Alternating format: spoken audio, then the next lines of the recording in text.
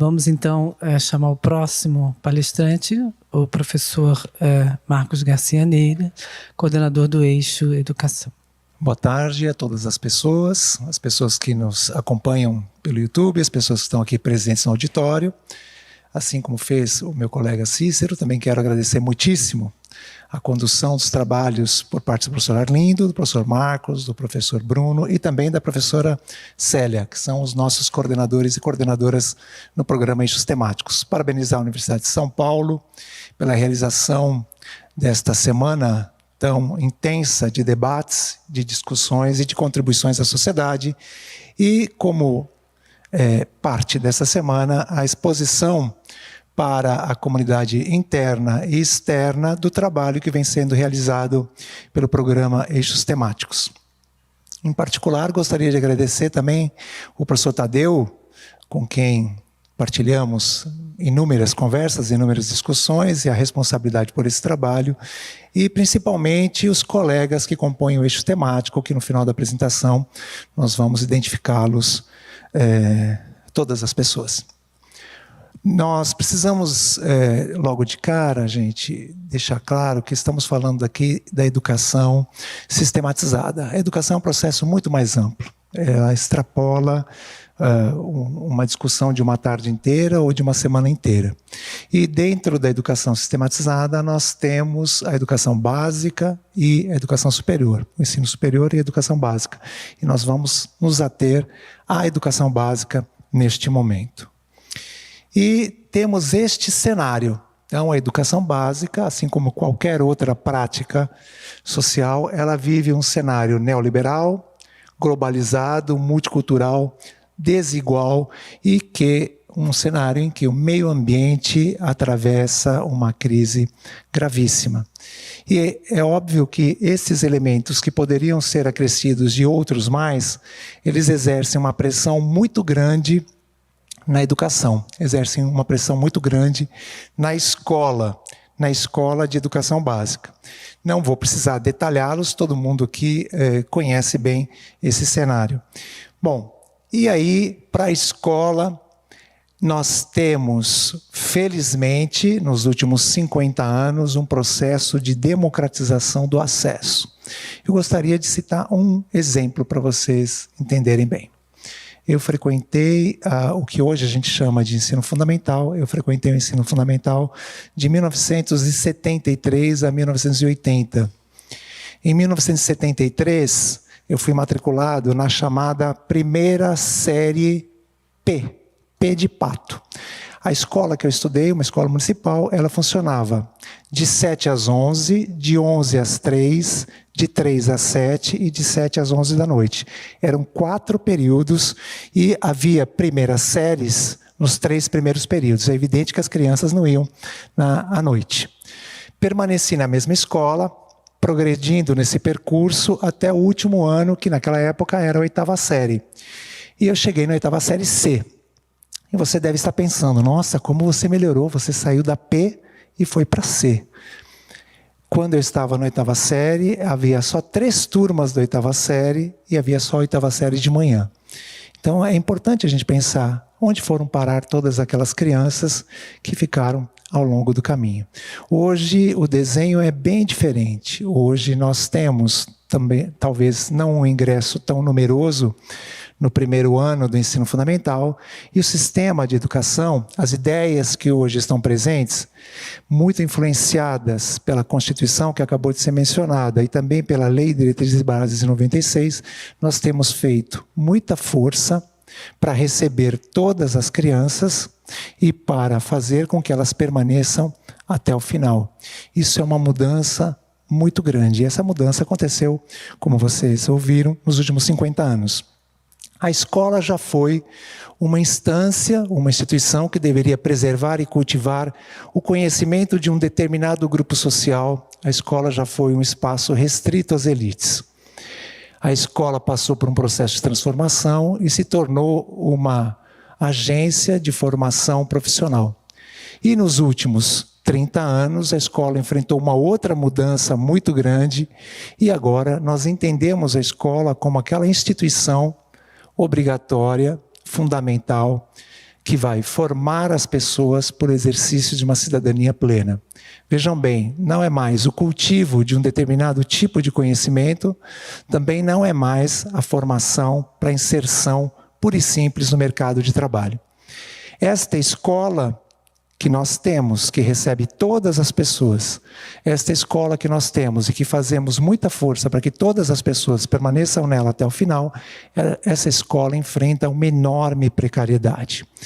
A educação que nós temos hoje, ela é muito melhor do que aquela que nós tivemos no passado, porque ela hoje se volta para atender toda a população. Entretanto, uma série de condicionantes impossibilitam que ela aconteça da maneira como ela deveria e principalmente da maneira como a população tem direito a desfrutar. Então, nós temos professores mal remunerados, nós temos condições condições que deixam a desejar, nós temos processos pedagógicos que precisam ser revistos, ou seja, você pode olhar para a escola de diversas maneiras e você vai identificar lá uma série de fragilidades que precisam ser urgentemente sanadas. E a escola, apesar desse processo todo, a escola ainda enfrenta um dilema muito grande, que é tentar colocar todas as pessoas dentro, vou usar uma metáfora, dentro de uma mesma forma. A escola vem repetindo, por incrível que pareça, processos do começo do século XX, processos da metade do século XX, e que pensam que o papel da escola é que todas as pessoas se tornem o mesmo, que todas as pessoas acessem o mesmo tipo de conhecimento, o mesmo percurso, o mesmo processo, e nós temos vivido bem recentemente esta ideia de escola reavivada e reforçada pelas políticas públicas vigentes. Então, o desafio que se apresenta, já que a escola, se nós queremos uma sociedade democrática, se nós queremos uma sociedade mais justa, isso não depende exclusivamente da escola, mas isso precisa ser feito também com a participação da escola. Um dos desafios que o nosso grupo elegeu como fundamental é como construir uma escola que possa, ou seja, como promover uma educação que possa ajudar a construir uma sociedade menos injusta. Então, temos uma escola que recebe todas as pessoas que na passagem para o ensino médio, muitas delas acabam saindo do processo, sendo excluídas do processo. Recebemos muitas pessoas, mas ainda trabalhamos com todas elas quase da mesma maneira, e muitas vezes pretendemos que essas pessoas se tornem de uma certa forma, ou seja, nós ainda estamos perseguindo um certo ideal de cidadão, um certo ideal de cidadã, que se encaixaria numa determinada, exclusiva e bastante restrita maneira. Então, esse é o desafio, receber todos e romper essa barreira da homogeneização, receber todos e pensar numa educação que possa promover uma sociedade menos injusta, que possa contribuir no processo de democratização. Bom, antes de avançar, é importante fazer um destaque para 3 conceitos que nos parecem muito importantes. Então, esse é o único momento que a gente vai fazer um pouquinho de aprofundamento nessa discussão. Primeiro, nós estamos trabalhando aqui com a ideia da diferença cultural. Então, quando a gente diz uma escola que receba e faça um tratamento adequado das diferenças, nós estamos entendendo diferença aqui como resultado de uma produção discursiva. Nada, ninguém é bom ou ruim na sua essência. Nada, ninguém é melhor ou pior na sua essência. Há todo um processo de produção daquela pessoa, daquela marca, daquele fenômeno, daquele fato, daquela ideia como boa ou ruim, a partir da cultura e a partir de determinadas relações de poder. Então, a diferença cultural, ela é uma produção da cultura, a diferença cultural, ela é uma produção da linguagem a partir de determinadas relações de poder. Então, a escola, como vocês acabaram de ver, ela ainda vai perseguindo o processo de produção de determinadas identidades.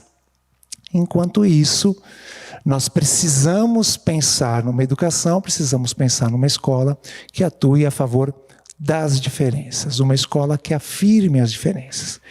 E nós temos vivido isso na universidade de uma maneira muito interessante, né? Então, a universidade vem muito recentemente no Brasil. As universidades, de maneira geral, não me refiro exclusivamente à Universidade de São Paulo, nós vemos fazer um processo de democratização do acesso, mas às vezes nós oferecemos o mesmo trabalho que era apresentado há 20, 30, 40 anos atrás. Ou seja, aqui dentro as pessoas têm que se moldar. Então, nós recebemos cada vez mais segmentos da população que até então não estavam. E nós continuamos repetindo a mesma fórmula nas ofertas, né, nas trajetórias, nos caminhos e naquilo que é trabalhado na sala de aula. Um outro conceito importante é a noção de currículo. Então, nós já entendemos, na literatura da área, nós já entendemos currículo como um programa, currículo como seleção e organização de conhecimentos. Nós já entendemos currículo como forma de controle. Então, a partir do momento que a escola passou a ser responsabilizada também pela reprodução da desigualdade social, entre os anos 60 e os anos 80, nós passamos a entender currículo como forma de controle. E mais recentemente, nós temos entendido currículo como texto, currículo como experiência, currículo como processo. Então, tudo o que acontece na escola faz parte do currículo, tudo que acontece na escola vai produzindo sujeitos de uma determinada maneira. Um bom exemplo é aqui para quem tem crianças, quem viveu ou vive com crianças em casa, né? Nós, às vezes, selecionamos determinadas experiências para as crianças da nossa família porque nós consideramos que aquelas experiências vão contribuir na formação das pessoas que a gente pensa que serão interessantes para a sociedade. A escola faz o mesmo processo. Então, o que a escola faz? Seleciona um conjunto de experiências, seleciona um conjunto de conhecimentos, seleciona um conjunto de práticas, e a escola pensa que aquele conjunto vai contribuir para a formação de um determinado tipo de sujeito esperado pela sociedade. Então, fica muito difícil a gente formar, pelo que hoje se sabe, né, pela quantidade de conhecimentos que hoje está à disposição, fica muito difícil a gente formar pessoas para uma sociedade menos injusta se na escola não adotamos esse mesmo processo. Fica muito difícil formar pessoas para uma atuação efetiva na sociedade, para uma atuação na sociedade no sentido de transformação da sociedade, se a escola não garantir esse processo. Então, aquilo que nós gostaríamos de ver na sociedade, nós precisamos pensar e lentamente organizar esta experiência dentro da escola. Entretanto, isso não é tão simples, não é tão direto assim, não é tão teleológico assim, né? Nós sabemos muito bem que as pessoas, até porque acumulam experiências anteriores, elas reagem de maneira diferente também a toda e qualquer proposta que for colocada dentro da escola. Então, aquele currículo que possa ser pensado, ele não é garantia, não é sucesso, não é certeza de. O currículo, portanto, ele vai ser sempre uma aposta. Então, uma coisa é o currículo, outra coisa é o documento curricular, outra coisa é o que acontece na escola. Eu estou aqui pensando currículo, portanto, aquilo que acontece na escola. E, finalmente, um outro conceito importante nessa nossa discussão é a ideia de conhecimento. E nós estamos trabalhando aqui o conhecimento como resultado do encontro. Conhecimento também é atravessado por determinadas relações de poder. Então, determinadas questões fazem parte daquele conhecimento trabalhado no currículo porque favorecem determinados setores, porque se tornaram importantes ao longo do tempo. Há um estudioso muito importante desse processo que vai dizer que o currículo é sempre uma tradição inventada. Ou seja, sempre, em algum momento, se considerou importante que aquilo fizesse parte e aquilo, às vezes, vem sendo reproduzido sem, às vezes, muito sentido. Então, o currículo é esse espaço que precisa ser tensionado e o conhecimento que vai preenchendo esse tempo escolar, o que numa tradução, para a pedagogia a gente pode chamar de conteúdo, o conhecimento que vem preenchendo esse espaço escolar ele também precisa ser visto de maneira mais alargada. O conhecimento da escola, ele não é exclusivamente o conhecimento científico, ele é também e principalmente o conhecimento científico. Mas muitas outras coisas são trabalhadas na escola que são saberes que vêm de outros setores e não exclusivamente dos centros de pesquisa. Bom, e aí O nosso grupo tem pensado em algumas proposições, e a gente, analisando a planilha que está em processo de construção, nós chegamos a 3 orientações gerais, propostas gerais, que possam, quem sabe, inspirar as políticas públicas neste ou nos próximos anos. Então, nós não podemos pensar na melhoria da educação ou na perseguição de uma educação de qualidade, enquanto nós não valorizarmos o professor, a professora e a docência. E quero deixar claro, gente, que isso aqui não é só salário. É salário também, mas não é só salário. Então, existem experiências internacionais em que a valorização da docência acontece de outras maneiras para além do salário. Então, o professor e a professora, enquanto profissionais da educação, é evidente que precisam ser bem remunerados. O professor e a professora precisam condições dignas de vida, como todos os outros trabalhadores e trabalhadoras, e precisam também que uma parte importante dessas vidas seja destinada a se qualificar constantemente, a acessar os bens da cultura, a interagir com o patrimônio cultural mais amplo, a enriquecer o próprio trabalho, e esse trabalho só é enriquecido pelo próprio enriquecimento pessoal, no sentido de acesso a outras maneiras, a outras formas, a outros conhecimentos. A docência é o mesmo processo, ou seja, nós precisamos entender que o exercício da docência, ele deve ser tratado de outra maneira. Da maneira como ele vem sendo descaracterizado, o que nós temos assistido é uma fuga da profissão. Nós temos visto o abandono da profissão, isso já é identificado em várias pesquisas, e temos assistido também à redução de candidatos a se tornarem professoras e professores.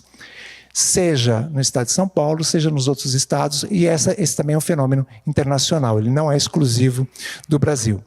Não há como pensar numa escola, numa educação de qualidade, se a gente não pensar também na melhoria da infraestrutura. E nós, como vocês bem sabem, nós temos mais da metade das escolas do Brasil, elas não têm sala de leitura ou biblioteca. Uma parcela grande das escolas do Brasil não tem esgoto, água tratada, etc. E numa parcela muito grande das escolas do Brasil não tem acesso à internet. Então, se nós queremos formar para essa sociedade, se nós queremos formar pessoas que vão poder intervir, né, e agir na sociedade de tal maneira a produzir relações mais democráticas e uma sociedade menos injusta, sem infraestrutura, isso não é possível. E o componente mais complicado desta equação é este. Nós vamos precisar conceber e implementar políticas curriculares inclusivas. Políticas curriculares que ajudem a afirmar as diferenças. E, gente, isto é muito difícil, né? Não é nada fácil, porque desta frase se desdobram alguns elementos bastante complexos. Então, pensar em políticas curriculares mais inclusivas é pensar em receber todas as pessoas, mas uma vez que todas essas pessoas foram convidadas a entrar dentro da escola, na verdade, no nosso país, felizmente, a educação básica ela é obrigatória, então todas as pessoas foram obrigadas a entrar na educação básica, nós vamos precisar, portanto, tratá-las de acordo com aquelas experiências que elas acumulam. Então, nós precisamos de uma experiência curricular que faça dialogar conhecimentos diversos. Principalmente que a gente possa dialogar com os conhecimentos que esses grupos trazem quando eles entram na escola. Isso é mais raro do que a gente pensa. Nós precisamos também de experiências curriculares que qualifiquem a leitura da realidade e subsidiem intervenções. Ou seja, a nossa educação precisa ajudar as crianças, jovens, adultos e adultas, idosos e idosas que frequentam a educação básica, a ler o mundo e a poder intervir nesse mundo. Isso só é feito com conhecimento. Então, sem um professor bem formado, sem uma professora bem formada, sem boas propostas, nós não conseguimos disponibilizar aos estudantes elementos para fazer uma leitura qualificada e poder intervir nessa situação. E, finalmente, nós precisamos de experiências curriculares que coloquem em circulação outras representações, outros significados. Inúmeros trabalhos estão disponíveis para todos nós consultarmos. Inúmeros trabalhos insistem em apontar que o que nós temos é uma educação que foi pensada para poucos, ampliada para atender muitos. Então, o que nós temos ainda é uma visão de mundo, de pessoa, de sociedade, formas de narrar o outro, formas de narrar a outra, conhecimentos que são atravessados por determinados marcadores de raça, gênero, classe, etnia, religião, que ainda dialogam um pouco com a realidade multicultural que nós temos. E num mundo globalizado, num contexto neoliberal, o que nós temos é cada vez mais diferenças dentro da sala de aula e cada vez mais força para homogeneizá-las. Então, a importância que a gente traga para o debate outras formas de ver, outras concepções, outras visões, e que a escola seja esse espaço que as crianças possam interagir com diferentes culturas, entendendo cultura como essa produção de significados. Por último, os nossos agradecimentos a esta equipe, muito interessante, é as nossas reuniões semanais de quintas-feiras à noite, né? Que às vezes a gente precisa ficar chamando o pessoal lá com muita força, e às vezes a gente precisa, gente, acabou o horário, terminou, porque... E todo mundo quer ficar lá discutindo, quer ficar conversando. Muito obrigado, nos colocamos à disposição.